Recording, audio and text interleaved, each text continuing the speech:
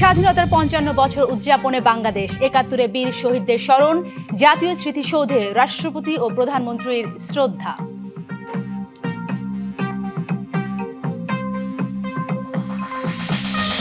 দেড় যুগ পর স্বাধীনতা দিবসে বর্ণাঢ্য কুচকাওয়াজ, যোগ দিয়েছেন রাষ্ট্রপতি ও প্রধানমন্ত্রী। সশস্ত্র বাহিনীর প্রতিরক্ষা সক্ষমতা প্রদর্শন।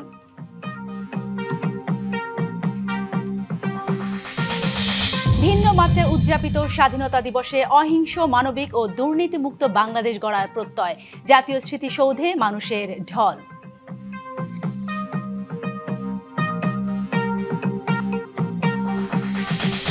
বাস ডুবিতে পদ্মাপাড়ে শোকের মাতম, এ পর্যন্ত ২৬ জনের মরদেহ উদ্ধার, এখনো নিখোঁজ অনেকে। দ্বিতীয় দিনের মতো চলছে অভিযান।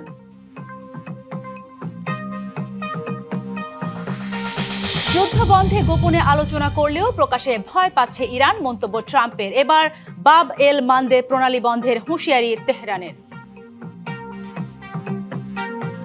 দেখছিলেন নাসির সিনটেক্স গ্রুপ সংবাদ শিরোনাম। এবারে জানাবো খবরের বিস্তারিত। আপনাদের সাথে আছি সালিহা পারভিন সাথী। মহান স্বাধীনতা দিবসে সাভারে জাতীয় স্মৃতিসৌধে ৭১-এ বীর শহীদদের প্রতি শ্রদ্ধা জানিয়েছেন রাষ্ট্রপতি মোহাম্মদ শাহাবুদ্দিন ও প্রধানমন্ত্রী তারেক রহমান।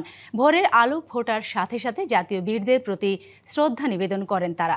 রাষ্ট্রপতি, প্রধানমন্ত্রীর পর স্পিকার, ডেপুটি স্পিকার সহ রাষ্ট্রের গুরুত্বপূর্ণ ব্যক্তি, রাজনীতিক এবং কূটনীতিকরা সূর্য সন্তানদের প্রতি শ্রদ্ধা নিবেদন করেন।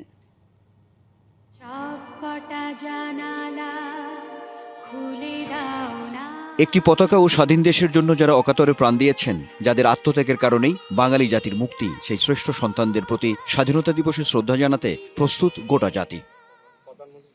বিশেষ এই দিনটিতে জাতীয় বীরদের প্রতি শ্রদ্ধা নিবেদন করতে ভোরেই জাতীয় স্মৃতিসৌধে পৌঁছান রাষ্ট্রপতি মোহাম্মদ শাহাবুদ্দিন ও প্রধানমন্ত্রী তারেক রহমান। রাষ্ট্রপতি মোহাম্মদ শাহাবুদ্দিন ও প্রধানমন্ত্রী তারেক রহমান একসাথেই শ্রদ্ধা নিবেদন করেন। তারা কিছুক্ষণ নীরবে দাঁড়িয়ে থেকে সম্মান জানান মুক্তিযুদ্ধের বীর শহীদদের প্রতি। এ সময় দেয়া হয় গার্ড অব অনার।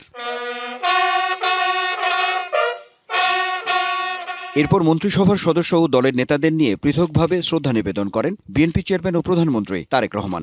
এ সময় শহীদদের আত্মার মাগফিরাত কামনায় মোনাজাত করা হয়। অতঃপর যুদ্ধাহত মুক্তিযোদ্ধা ও আগত অতিথিদের সঙ্গে শুভেচ্ছা বিনিময় করেন প্রধানমন্ত্রী। জাতীয় সংসদের স্পিকারের পক্ষে শ্রদ্ধা নিবেদন করেন ডেপুটি স্পিকার। শ্রদ্ধা জানান প্রধান বিচারপতিও।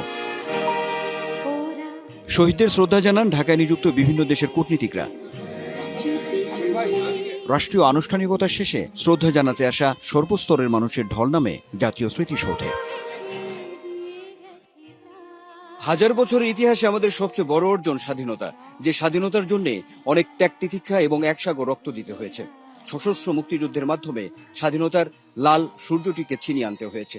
যে বোধ এবং চেতনা নিয়ে বুকের তাজা রক্ত বিলিয়ে দিয়ে মানুষ ঝাঁপিয়ে পড়েছিল মুক্তির সংগ্রামে, সেই হিসাব করতে গেলে প্রাপ্তি এবং প্রত্যাশার জায়গায় অনেকটা গরমিল রয়েছে, কিন্তু তারপরেও অর্জন কম নয়। সর্বোপরি মুক্তিযুদ্ধের অঙ্গীকার রক্ষায় রাষ্ট্রযন্ত্রকেই সর্বোচ্চ সদিচ্ছার পরিচয় দিতে হবে। স্বাধীনতা দিবসে জনগণের এটাই রাষ্ট্রের কাছে প্রত্যাশা। আনোয়ার হোসেন, ডিবিসি নিউজ, জাতীয় স্মৃতিসৌধ, সাভার। ভিন্ন মাত্রায় উদযাপিত হচ্ছে এবারে স্বাধীনতা দিবস। ফ্যামিলি কার্ড, কৃষক কার্ড তারেক রহমানের নতুন চিন্তাধারার ফসল। যে কথা দিয়েছেন সে লক্ষ্যে এগিয়ে যাচ্ছেন প্রধানমন্ত্রী তারেক রহমান। সকালে রাজধানীর শেরেবাংলা নগরে শহীদ রাষ্ট্রপতি জিয়াউর রহমান ও সাবেক প্রধানমন্ত্রী বেগম খালেদা জিয়ার সমাধিতে শ্রদ্ধা নিবেদন করেন প্রধানমন্ত্রী তারেক রহমান সহ মন্ত্রিসভার সদস্যরা। শ্রদ্ধা জানানোর পর প্রধানমন্ত্রী কিছুক্ষণ নীরবে দাঁড়িয়ে থাকেন। পরে মোনাজাতে অংশ নেন তিনি। শ্রদ্ধা নিবেদন শেষে স্থানীয় সরকার, পল্লী উন্নয়ন ও সমবায় মন্ত্রী মির্জা ফখরুল ইসলাম আলমগীর বলেন, তারেক রহমানের প্রতি দেশের মানুষ আস্থাশীল। সকলের আস্থা নিয়ে একটি সুখী সমৃদ্ধ দেশ গড়বেন তিনি, এমন আশা প্রকাশ করেন তিনি। মাত্র এক মাসের মধ্যেই তিনি তার নেতৃত্বে বাংলাদেশ অনেক দূরে এগিয়ে গেছে। আমরা সবাই জানি যে ফ্যামিলি কার্ড, কৃষক কার্ড হবে, খাল খনন কর্মসূচি। দেশের মানুষ তারা আশাবাদী, আস্থাশীল এবং এই নেতার নেতৃত্বে বাংলাদেশ অবশ্যই একটা গণতান্ত্রিক, সুখী, সমৃদ্ধ বাংলাদেশে পরিণত হবে, এই বিশ্বাস আমাদের সকলের আছে। অহিংস, মানবিক ও দুর্নীতিমুক্ত বাংলাদেশ গড়ার প্রত্যয় ব্যক্ত করেছেন রাজনৈতিক নেতারা। ৭১ এবং ২৪-এর আকাঙ্ক্ষার প্রতিফলনও সেই বাংলাদেশে দেখতে চান তারা। অবশ্য জাতীয় স্মৃতিসৌধে শ্রদ্ধা নিবেদনকে কেন্দ্র করে এনসিপি ও জাতীয় পার্টির নেতাকর্মীদের সংঘাতে উত্তেজনা ছড়ায়। মহান স্বাধীনতা ও জাতীয় দিবসে সাভারে জাতীয় স্মৃতিসৌধে বীর শহীদদের প্রতি শ্রদ্ধা জানিয়েছেন বিভিন্ন রাজনৈতিক দলের নেতারা। শ্রদ্ধা নিবেদন শেষে বিরোধী দলীয় নেতা বলেন, অহিংস, মানবিক ও দুর্নীতিমুক্ত বাংলাদেশ গড়তে চায় তার দল। দুর্নীতিমুক্ত, বৈষম্যহীন, মানবিক বাংলাদেশ আমরা সবাই মিলে যেন গঠন করতে পারি। আপনাদের মাধ্যমে পুরা দেশবাসীকে আমরা স্বাধীনতা এবং জাতীয় দিবসের শুভেচ্ছা আবার জানাচ্ছি। আর দেশে ৭১ এবং ২৪-এর আকাঙ্ক্ষার প্রতিফলন দেখতে চায় জাতীয় নাগরিক পার্টি। ৭১-এর যে আকাঙ্ক্ষা এবং ২৪-এর গণঅভ্যুত্থানের যে আকাঙ্ক্ষা, সেই আকাঙ্ক্ষার ভিত্তিতে সামনে এবং মানবিক মর্যাদার ভিত্তিতে আমরা এই বাংলাদেশ করতে চাই। বিপ্লবী ওয়ার্কার্স পার্টির আক্ষেপ, ৫৫ বছরেও সাবালকত্ব অর্জন করতে পারেনি দেশ। তবে বহুদিন পর হলেও গণতান্ত্রিক ও প্রগতিশীল কাঠামো তৈরির একটি সুযোগ হয়েছে। ৫৫ বছরও একটা স্বাধীন জনগোষ্ঠী হিসাবে একটা দেশ আমরা কিন্তু সাবালকত্ব অর্জন করতে পারিনি। প্রগতিশীল, অসাম্প্রদায়িক এবং একটা বহুত্ববাদী একটা রাষ্ট্র গঠনের ঐতিহাসিক সুযোগ আমাদের জন্য তৈরি হয়েছে। এদিকে শ্রদ্ধা নিবেদনকালে সংঘাতে জড়ান এনসিপি ও জাতীয় পার্টির নেতাকর্মীরা। পরে তাৎক্ষণিক প্রতিক্রিয়ায় জাতীয় পার্টির মহাসচিব শামীম হায়দার পাটোয়ারি বলেন, এ হামলা নব্য ফ্যাসিবাদেরই উদাহরণ, যা ৭১-এর চেতনার পরিপন্থী। জাতীয় পার্টির নেতাকর্মীরা কখনোই ভীত না। আজকে যে ঘটনাটি ঘটার চেষ্টা করা হয়েছে, এটা নব্য ফ্যাসিবাদের একটি নতুন রূপ। সরকারের উচিত অবিলম্বে কঠোর হস্তে এদেরকে দমন করা। জাকারিয়া খান, ডিবিসি নিউজ, ঢাকা। মহান স্বাধীনতা দিবসে জাতীয় স্মৃতিসৌধে বীর শহীদদের প্রতি শ্রদ্ধা জানাতে আসা মানুষের আরও খবর জানবো। সেখানে আছেন আমাদের সহকর্মী হুমায়রা ফারুকী। হুমায়রা, আপনাকে স্বাধীনতা দিবসের শুভেচ্ছা। আপনার কাছে জানতে চাই, জাতীয় স্মৃতিসৌধে এখন মানুষের উপস্থিতি কেমন দেখতে পাচ্ছেন, আর বীর শহীদদের প্রতি শ্রদ্ধা জানাতে আসা এই মানুষদের প্রত্যাশা কি?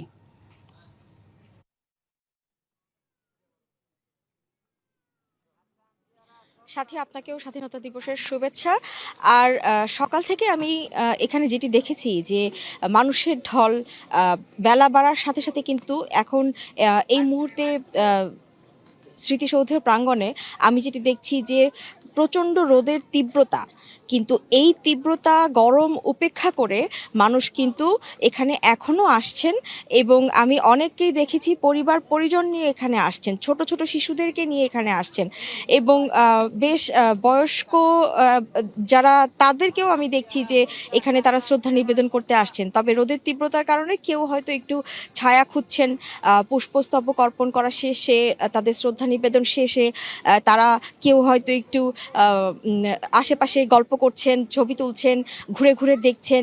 যেহেতু আজকের দিনটিকে ঘিরে এই প্রাঙ্গণটিকে কিন্তু খুব সুন্দর করে পরিষ্কার পরিচ্ছন্ন করা হয়েছে, সাজানো হয়েছে, ফুল দিয়ে সাজানো হয়েছে, রং তুলির আঁচড়ে ফুটিয়ে তোলা হয়েছে এবং এই কারণেই কিন্তু বেশ যেই চাকচিক্য, এই সুন্দর মনোরম পরিবেশটি কিন্তু সবাই উপভোগ করছে। আর একদম যেই জায়গাটায় পুষ্পস্তবক অর্পণ করা হচ্ছে সেই জায়গাটায় কিন্তু এখনও অনেক ভিড় এবং বেলা বাড়ার সাথে সাথে মানুষের ভিড় কিন্তু আরও বাড়ছে। এখন বিভিন্ন রাজনৈতিক দলের নেতাকর্মীরা তারা সকালের শুরুতে এসেছিলেন এবং বিভিন্ন সাংস্কৃতিক গ্রুপ থেকে তারা এসেছিলেন। তারা এসে তাদের পুষ্পস্তবক অর্পণ করা, শ্রদ্ধা নিবেদন এবং বক্তব্য দেয়া, এই বিষয়গুলো শেষ করে তারা কিন্তু অনেকে চলেও গিয়েছেন। তবে এখনও বিভিন্ন সংগঠন থেকে, রাজনৈতিক সংগঠন, সাংস্কৃতিক সংগঠন থেকে এখনও বিভিন্ন মানুষ দলে দলে আসছে এবং আমি আরও যেটি দেখতে পাচ্ছি, এখন কিন্তু পারিবারিক যেই ভিড়টা, পরিবারের লোকজনদেরকে সাথে নিয়ে ছুটির দিনে বেড়াতে যাওয়ার যে ব্যাপারটা, এখন কিন্তু স্বাধীনতা দিবস উপলক্ষে আজকের সেই ছুটির দিনের সেই বেড়ানোর জন্যই কিন্তু অনেক মানুষকে আমি দেখতে পাচ্ছি যে স্মৃতিসৌধে আসছেন। তারা স্মৃতিচারণ করছেন, শহীদদের স্মৃতিচারণ করছেন, পুষ্পস্তবক অর্পণ করছেন এবং তারা এই দেশের ঐতিহ্য সংস্কৃতি নিয়ে কিন্তু একে অপরের সাথে কথা বলছেন। সাথে অসংখ্য ধন্যবাদ আপনাকে। রাজারবাগ পুলিশ লাইন্স বাংলাদেশের স্বাধীনতা যুদ্ধের ঘোষণার প্রথম ভিত্তি বলে উল্লেখ করেছেন স্বরাষ্ট্রমন্ত্রী সালাউদ্দিন আহমেদ। সকালে মহান স্বাধীনতা ও জাতীয় দিবস উপলক্ষে রাজারবাগ পুলিশ স্মৃতিসৌধে পুষ্পস্তবক অর্পণের পর সাংবাদিকদের কাছে কথা বলেন তিনি। মন্ত্রী আর বলেন, 1971 সালের 25শে মার্চের কাল রাতে রাজারবাগ পুলিশ লাইনেই প্রথম গণহত্যা শুরু হয়েছিল এবং এখান থেকে স্বাধীনতার ঘোষণার প্রেক্ষাপট তৈরি হয়। তিনি উল্লেখ করেন, তৎকালীন মেজর জিয়াউর রহমান এই গণহত্যার খবর পেয়েই চট্টগ্রামে বিদ্রোহ ঘোষণা করেন এবং পরবর্তীতে 27শে মার্চ কালুরঘাট বেতার কেন্দ্র থেকে আনুষ্ঠানিকভাবে বাংলাদেশের স্বাধীনতা ঘোষণা করে বিশ্বের সমর্থন কামনা করেন। একেই তিনি বাংলাদেশের স্বাধীনতার প্রকৃত ইতিহাস বলে অভিহিত করেন। ভারত থেকে ওসমান হাদি হত্যার আসামিদের হস্তান্তরের বিষয়ে সাংবাদিকদের এক প্রশ্নের জবাবে মন্ত্রী জানান, ওসমান হাদি হত্যা মামলার আসামিদের ফিরিয়ে আনতে পররাষ্ট্র মন্ত্রণালয়ের মাধ্যমে কূটনৈতিক চ্যানেলে আনুষ্ঠানিক অনুরোধ পাঠানো হয়েছে। শহীদের আকাঙ্ক্ষা এবং জনপ্রত্যাশা অনুযায়ী আমরা গণতান্ত্রিক চর্চা নতুনভাবে জাতির প্রত্যাশা অনুযায়ী শুরু করছি। রাজারবাগ পুলিশ লাইনের আমাদের পুলিশ বাহিনীর যে ত্যাগ, যে রক্তদান, সেটাই বাংলাদেশের স্বাধীনতার যুদ্ধের ঘোষণার সূচনা বলে আমরা জানি। এটাই প্রকৃত ইতিহাস। আজকের এই দিনে সকল শহীদদের প্রতি আমরা শ্রদ্ধা জানাই। 55তম মহান স্বাধীনতা দিবসে সারা দেশে গভীর শ্রদ্ধায় বীর শহীদদের স্মরণ করছে জাতি। বন্দরনগরী চট্টগ্রামের কাট্টলিতে নির্মিত অস্থায়ী স্মৃতিসৌধে সূর্যোদয়ের সঙ্গে সঙ্গে 31 বার তোপধ্বনির মধ্য দিয়ে স্বাধীনতা দিবসের শ্রদ্ধা নিবেদনের আনুষ্ঠানিকতা শুরু হয়। সেখানে পুলিশের একটি চৌকোর দল রাষ্ট্রীয় সম্মান প্রদর্শন করে। এরপর শ্রদ্ধা নিবেদন করেন পার্বত্য চট্টগ্রাম বিষয়ক প্রতিমন্ত্রী ব্যারিস্টার মীর হেলাল, চট্টগ্রামের বিভাগীয় কমিশনার। সূর্যোদয়ের সঙ্গে সঙ্গে খুলনার গল্লামারী স্মৃতিসৌধে ফুল দিয়ে শ্রদ্ধা জানানো হয়। জেলা প্রশাসনের পর বিভিন্ন সংগঠনের পক্ষ থেকে শ্রদ্ধা জানানো হয়। এছাড়া সাধারণ মানুষও বীর শহীদদের স্মরণ করছে।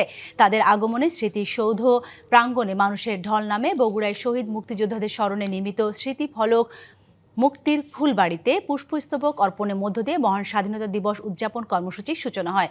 সকালে সূর্যোদয়ের পরপরই বগুড়ার জেলা প্রশাসক কর্মকর্তাদের নিয়ে শ্রদ্ধা জানান। চুয়াডাঙ্গায় সূর্যোদয়ের সঙ্গে সঙ্গে 31 বার তোপধ্বনির মাধ্যমে দিবসটির সূচনা হয়। জয়পুরহাটে কেন্দ্রীয় স্মৃতিসৌধে প্রথম প্রহরে ফুল দিয়ে শ্রদ্ধা নিবেদন করেন জয়পুরহাট 1 আসনের সংসদ সদস্য ফজলুর রহমান সাইদ, জেলা প্রশাসক আল মামুন মিয়া। রাজবাড়ী গোয়ালন্দ উপজেলার দৌলতদিয়া ঘাটে পন্টুন থেকে পদ্মা নদীতে পড়ে যাওয়া বাস থেকে এখন পর্যন্ত 26 জনের মরদেহ উদ্ধার করা হয়েছে। বুধবার রাত 11টার দিকে বাসটি পদ্মা থেকে টেনে তুলে উদ্ধারকারী জাহাজ হামজা একে একে বের করে আনা হয় মরদেহ। এখন পর্যন্ত 21 জনের মরদেহ হস্তান্তর করা হয়েছে পরিবারের কাছে। এখনও নিখোঁজ অনেকে। তাদের সন্ধানে চলছে দ্বিতীয় দিনের অভিযান। দুর্ঘটনা তদন্তে কাজ করছে দুটি কমিটি।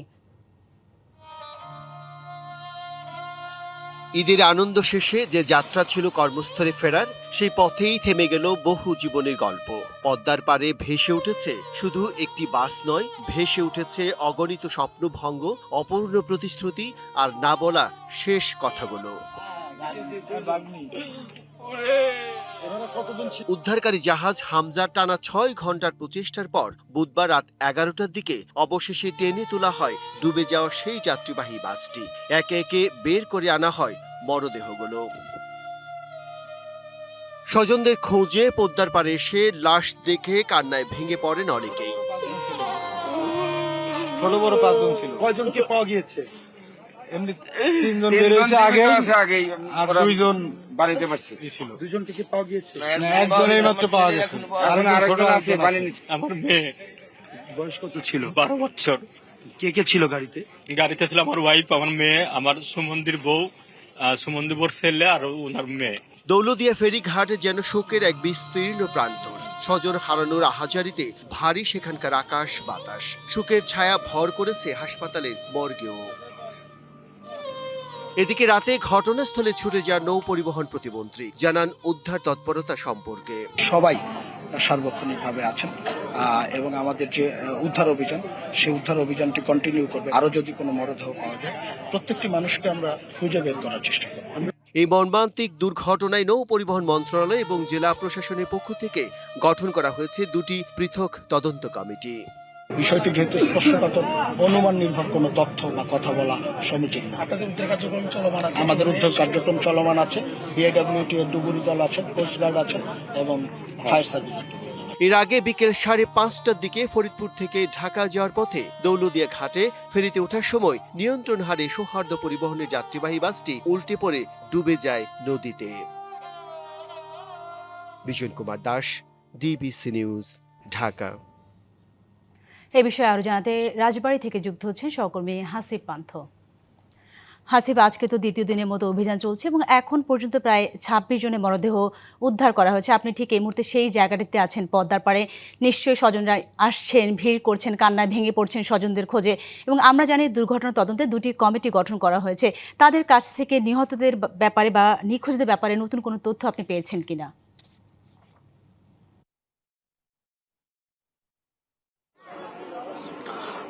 সাথী যেমনটি বলছিলেন, সেই সর্বনাশা পদ্মার পাড়ে দাঁড়িয়ে বলছি, এই যে মানুষগুলোকে দেখছেন প্রত্যেকটি মানুষেরই কিন্তু স্বজন যারা রয়েছে সেই স্বজনদের খোঁজেই কিন্তু তারা এসেছেন। এবং যদি বলতে হয় যে নিহতদের যে খোঁজ খবর কিংবা যে তালিকাটি প্রতি আধা ঘন্টা পর পর কিংবা 20 মিনিট পর পর এই গেল 3-4 ঘন্টার মধ্যে কিন্তু আরো লাশ কিন্তু উদ্ধার হয়েছে।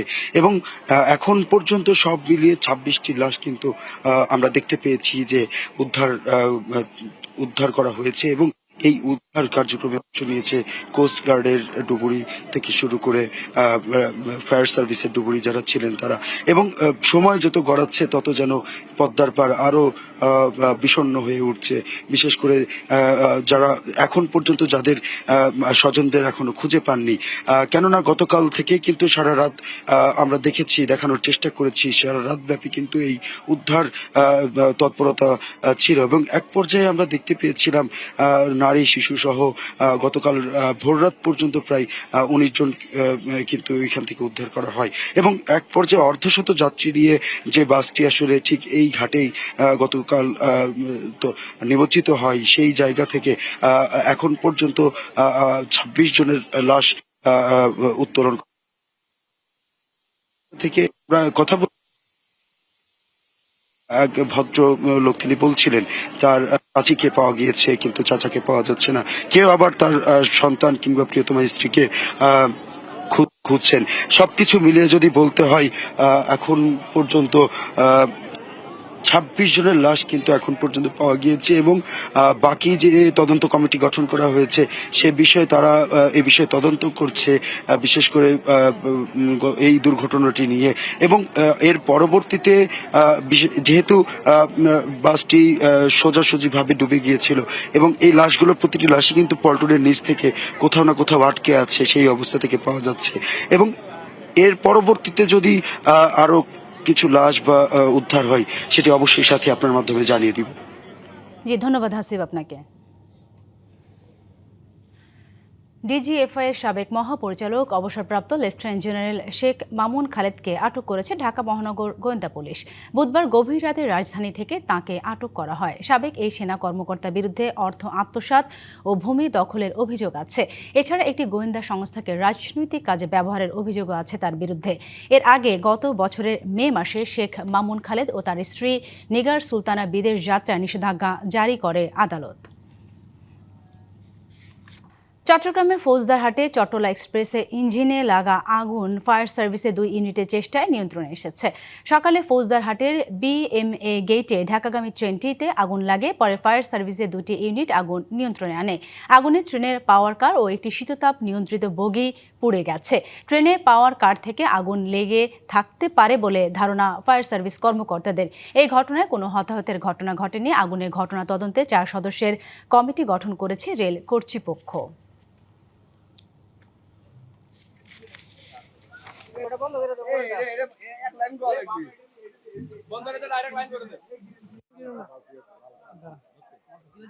একটা এসি বগি এবং একটা পাওয়ার ইউনিটে আগুন উপায় লেগে আছে। সেখানে আমরা হোম সেটিং এর সাধারণ পানি এবং এখানে হাইটেল দিয়ে আমরা আগুনের নিয়ন্ত্রণে আসছি। এই পর্যন্ত এখন আমরা ভিতরে ঢুকতে পারি না কিন্তু তাপের কারণে। আমরা এখানে 2টা ইউনিট কাজ করছি। এসি বগিতে আসার পর হঠাৎ করে মনে হলো যেন ধোঁয়া আসতেছে, তাড়াতাড়ি দৌড়ে এসে দেখি যে পুরা পাওয়ার কার ধোঁয়ায় অন্ধকার হয়ে গেছে। 6:45 ছেড়ে আসছি, গাড়ি চাকার থেকে আগুন লাগছে। যুদ্ধ বন্ধের বিষয়ে তেহরানে গোপন আলোচনা করছে, তবে তা প্রকাশ করতে ভয় পাচ্ছে। ওয়াশিংটনে এক তহবিল সংগ্রহ অনুষ্ঠানে ইরানকে নিয়ে এমন মন্তব্য করেন মার্কিন প্রেসিডেন্ট ডোনাল্ড ট্রাম্প। এদিকে দেশের সার্বভৌমত্বের উপর আঘাত হানা হলে হরমুজের সাথে বাব এল মানদেব প্রণালী বন্ধের হুঁশিয়ারি দিয়েছে ইরান। ট্রাম্প বলেন, ইরানিরা আশঙ্কা করছেন আলোচনা বসলে তাদের নিজ দেশে জনগণের প্রতিক্রিয়ার মুখে পড়তে হবে কিংবা যুক্তরাষ্ট্রের চাপের মুখে পড়তে হতে পারে। এদিকে ইরানের পররাষ্ট্রমন্ত্রী আব্বাস আরাগচি জানান, যুক্তরাষ্ট্রের প্রস্তাব পর্যালোচনা করা হলেও চলমান মধ্যপ্রাচ্য সংঘাত শেষ করতে সরাসরি আলোচনায় বসার কোনো পরিকল্পনা নেই। এদিকে লেবাননের সশস্ত্র গোষ্ঠী হিজবুল্লাহ দাবি, মধ্য তেল আবিবের কিরিয়ায় ইসরায়েলি সেনাবাহিনীর সদর দপ্তর লক্ষ্য করে ক্ষেপণাস্ত্র হামলা চালিয়েছে তারা। এছাড়া তেল আবিবের উত্তরে ইসরায়েলের সামরিক গোয়েন্দা সংস্থার একটি স্থাপনাতেও হামলার দাবি তাদের। ইরানের সর্বোচ্চ নিরাপত্তা কাঠামোতে এসেছে নতুন নেতৃত্ব। দেশটির সুপ্রিম ন্যাশনাল সিকিউরিটি কাউন্সিলের নতুন প্রধান হিসেবে নিয়োগ পেলেন আইআরজিসির সাবেক কমান্ডার মোহাম্মদ বাঘের জোলঘাদর। তার এই নিয়োগ ক্ষমতার কাঠামোতে সামরিক প্রভাব আরও জোরদার করবে বলে মনে করছেন বিশ্লেষকরা। সম্প্রতি যুক্তরাষ্ট্র ইসরায়েলি হামলায় নিহত হন ইরানের সুপ্রিম ন্যাশনাল সিকিউরিটি কাউন্সিলের প্রধান আলী লারিজানি। তার মৃত্যু শুধু ইরানের রাজনীতিতে নয়, পুরো মধ্যপ্রাচ্যের ভূ রাজনীতিতে তৈরি করেছে নতুন উত্তেজনা। এবার দেশটির সুপ্রিম ন্যাশনাল সিকিউরিটি কাউন্সিলের প্রধান হিসেবে নিয়োগ পেয়েছেন সাবেক আইআরজিসি কমান্ডার মোহাম্মদ বাঘের জোলঘাদর। জোলঘাদর 1980-এর দশকে ইরান ইরাক যুদ্ধে অংশ নেন। পরবর্তীতে তিনি আইআরজিসির জয়েন্ট স্টাফ প্রধান এবং উপপ্রধান হিসেবেও দায়িত্ব পালন করেন। 2005 সালে তৎকালীন প্রেসিডেন্ট মাহমুদ আহমাদিনেজাদের সরকারে তিনি উপস্বরাষ্ট্রমন্ত্রী হিসেবে দায়িত্ব পালন করেন। 2023 সাল থেকে তিনি এক্সপিডিয়েন্সি কাউন্সিলের সচিব হিসেবেও দায়িত্ব পালন করেন। বিশ্লেষকরা বলছেন, আঞ্চলিক উত্তেজনার প্রেক্ষাপটে এই নিয়োগ ইরানের ক্ষমতার কাঠামোতে সামরিক প্রভাব আরও জোরদার করবে। এই পরিবর্তন ভবিষ্যতে ইরানের কূটনৈতিক অবস্থান, সামরিক কৌশল এবং আন্তর্জাতিক সম্পর্কের ওপর গুরুত্বপূর্ণ প্রভাব ফেলতে পারে। মধ্যপ্রাচ্যের অস্থির পরিস্থিতিতে এই নিয়োগ নতুন উত্তেজনা তৈরি করবে নাকি কৌশলগত স্থিতিশীলতা আনবে, এখন সেদিকেই নজর আন্তর্জাতিক মহলের। ইর্তেজা চৌধুরী, ডিবিসি নিউজ ডেস্ক। মধ্যপ্রাচ্যে চলমান সংঘাত এখন আর আঞ্চলিক সংঘর্ষে আটকে নেই। এর সরাসরি প্রভাব পড়ছে বৈশ্বিক জ্বালানি বাজারে, বিশেষ করে গ্যাস ও তেল সরবরাহে। বিশ্বের অন্যতম গুরুত্বপূর্ণ জ্বালানি রুট হরমুজ প্রণালীতে জাহাজ চলাচল ব্যাহত হওয়ায় নড়বড়ে হয়ে গেছে সরবরাহ ব্যবস্থা। ফলে পরিবহন খরচের পাশাপাশি জ্বালানি বাজারেও বিরাজ করছে অস্থিরতা। বেশ কয়েকটি দেশে জারি করা হয়েছে জরুরি জ্বালানি অবস্থা। মধ্যপ্রাচ্য সংঘাত শুরুর পর থেকে বৈশ্বিক জ্বালানি বাজারে শুরু হয়েছে তেলের দামের উত্থান পতন। মার্কিন প্রেসিডেন্ট ডোনাল্ড ট্রাম্পের যুদ্ধবিরতির প্রস্তাবের পর কিছুটা স্বস্তি ফিরে আসে জ্বালানি বাজারে। তেলের দাম কিছুটা কমে গেলেও তেহরান সে প্রস্তাব নাকচ করায় বিশ্বজুড়ে আবারও তা বেড়ে গেছে। এর মধ্যেই ট্রাম্প সংঘাত বন্ধে 12 দফা দাবির প্রস্তাব করেন, যার মধ্যে পারমাণবিক কর্মসূচি ও ইউরেনিয়াম সমৃদ্ধকরণ পুরোপুরি বন্ধ করা অন্যতম। এছাড়াও চলমান এই সংঘাতের কারণে হরমুজ প্রণালীতে তেলবাহী জাহাজ চলাচল সীমিত করেছে ইরান, যার কারণে বিশ্বজুড়ে চলছে তেলের সংকট। জ্বালানি সরবরাহে বড় ধরনের বিপর্যয়ের আশঙ্কায় ফিলিপিন্সে জাতীয় জ্বালানি জরুরি অবস্থা ঘোষণা করা হয়েছে দেশজুড়ে। দেশটির প্রেসিডেন্ট ফার্দিনান্দ মার্কোস জুনিয়র গত মঙ্গলবার এ ঘোষণা দেন। আগামী 1 বছরের জন্য এই জরুরি অবস্থা জারি করা হয়েছে। কারণ হিসেবে বলা হয়, মধ্যপ্রাচ্যের সংঘাত বিশ্ব জ্বালানি বাজার ও সরবরাহ ব্যবস্থাকে বাধাগ্রস্ত করছে। জ্বালানি তেলের দাম অস্বাভাবিকভাবে বৃদ্ধি পাওয়ায় দেশটির জ্বালানি নিরাপত্তা হুমকির মুখে পড়েছে। এদিকে আগামী বৃহস্পতিবার থেকে জাপানের তেল মজুদ থেকে তেল সরবরাহ শুরু করা হবে। দেশটির প্রধানমন্ত্রী সানায়ে তাকাচি জানান, মধ্যপ্রাচ্য থেকে জ্বালানি সরবরাহে ঘাটতি মোকাবিলায় জরুরি ব্যবস্থাগুলো জোরদার করা হবে। জ্বালানি নিয়ে ভারতেও নেওয়া হয়েছে জরুরি পদক্ষেপ। দেশটির জাতীয় তেল মজুদ থেকে সরবরাহের মাধ্যমে স্থানীয় বাজার স্থিতিশীল রাখা হচ্ছে। একই সঙ্গে পেট্রোল ও ডিজেলের দাম নিয়ন্ত্রণ রাখতে বিভিন্ন রাজ্যে হ্রাস করা হয়েছে ভ্যাট ও ট্যাক্সের পরিমাণও। অন্যদিকে নেপালে গ্যাস সংকট তীব্র আকার ধারণ করেছে। সাধারণ মানুষের রান্নায় ব্যবহৃত এলপিজি সিলিন্ডারের সরবরাহ নেমে এসেছে অর্ধেকে। Rahanuma Farmin, DBC news desk. সংবাদ এই ছিল এখনকার মতো। ডিবিসি নিউজের সংবাদগুলো পড়তে ভিজিট করুন dbcnews.tv আর ভিজিট করুন ডিবিসি নিউজের ফেসবুক পেজ এবং ইউটিউব চ্যানেল। ডিবিসির সঙ্গেই থাকুন।